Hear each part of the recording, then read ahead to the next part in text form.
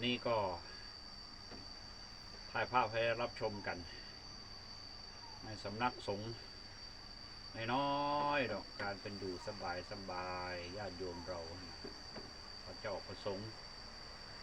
พากันประพฤติปฏิบัติทานปฏิบัติศีลเนี่ยบ่มีอย่างอื่นโยมกับปฏิบัติทานปฏิบัติศีล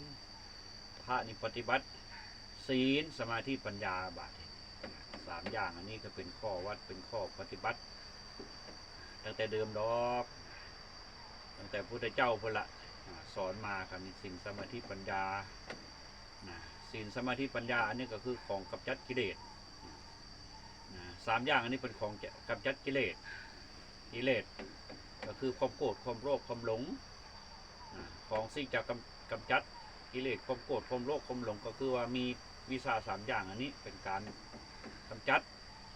คือศีลนั่นเองคือสมาธิคือปัญญานั่นแหละเป็นอย่างจะกำจัดกิเลสมันเป็นตัวร้ายกิเลสมันเป็นตัวสกัด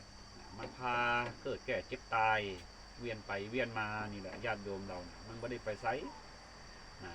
ถ้าเรากำจัดอันนี้ได้แล้วคราวนี้นั่นศีลอันนี้สมาธิปัญญาอันนี้กำจัดได้แล้วมันก็จะพาเราไปเป็นอมตะนี่พากันจะเป็นอมตะอยู่บ่ล่ะญาติโยมเราพระเจ้าประสงค์ด้วยกันด้วยครับ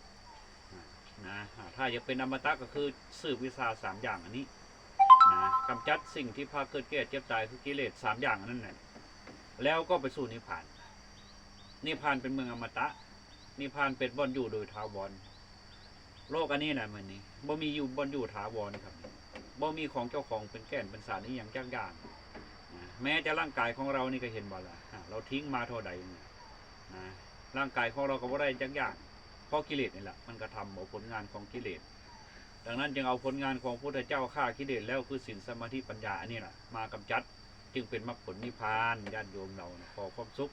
ความสวัสดีจงเกิดจงมีแด่คนฟังทุกคนก็แล้วกัน